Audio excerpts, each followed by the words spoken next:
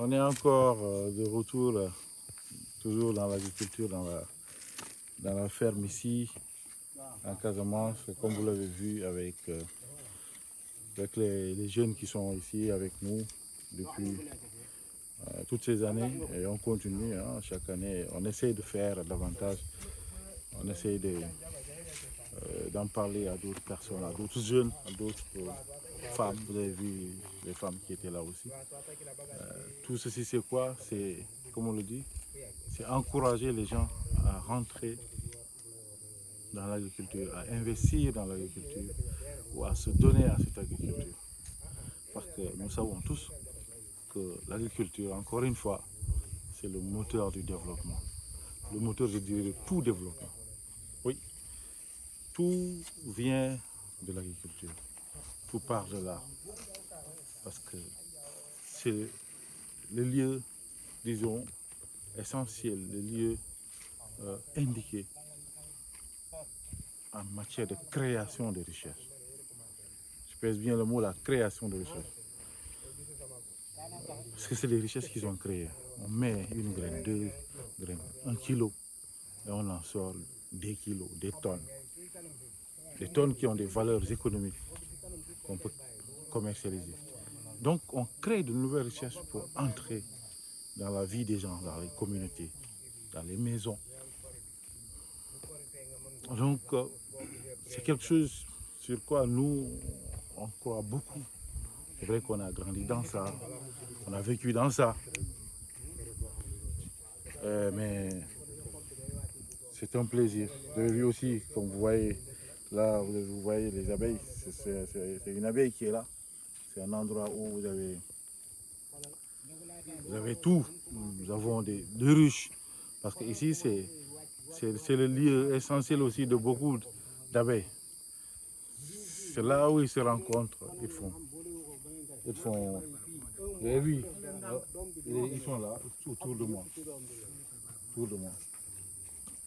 Donc, ces abeilles qui sont là, qui vivent de ça, qui animent aussi parce qu'ils contribuent dans l'écosystème, hein, dans l'écosystème agricole.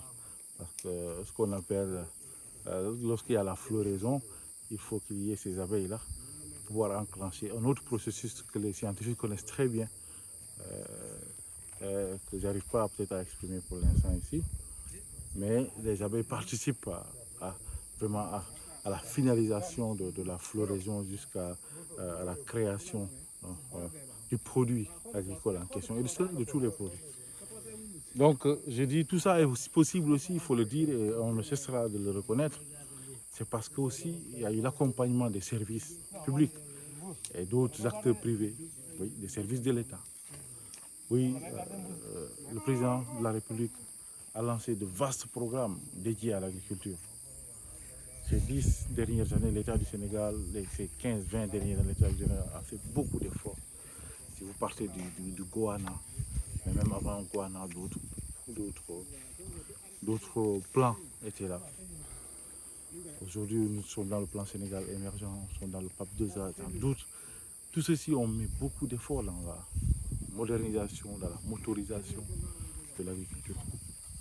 Ce qui fait qu'aujourd'hui, on est de moins en moins pénible. L'agriculture est de moins en moins pénible. Donc, beaucoup de nos jeunes peuvent s'y mettre. L'agriculture, c'est encore mieux que d'émigrer, l'immigration clandestine ou encore que de faire cet exode rural, aller dans les villes où on peine à trouver son quotidien, comme on dit, le travail au quotidien, journalier. Tout ça, ça peut être dépassé. Ici, on prend une petite exploitation un quart d'hectare. Un quart d'hectare, vous avez beaucoup de choses que vous pouvez faire dans un quart d'hectare. Énormément de choses.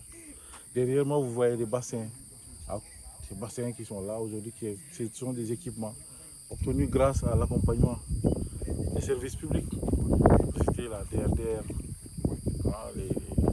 les projets Proval CV, les projets ANIDA, les projets de l'État de mise à niveau, qui ont fait beaucoup d'efforts. Vous avez aussi d'autres structures de l'État qui continuent à en faire. Vous avez l'ADER, le FONGIP, le FONSIS. ça c'est des structures qui petit à petit, chacun à son niveau peut y accéder. Il ne faut jamais se dire que, écoutez, on ne peut pas aller dans cet endroit parce qu'on pense que ça va être politisé, parce qu'on pense qu'on ne va pas avoir. Il faut y aller, il faut déposer. Il faut déposer tel qu'il le demande, il faut faire. S'il demande de faire des demandes, faites-le. S'il demande de déposer, faites-le. Déposez. Un jour, vous aurez, parce que c'est Dieu qui est le maître de tout ça. Il faut y croire davantage. Comme c'est encore une fois ce témoignage que je veux faire auprès de mes amis, les jeunes, ma génération, pour vraiment davantage faire dans l'agriculture. Ils ne vont pas regretter. Donc nous encourageons tout le monde vraiment à s'investir. Merci.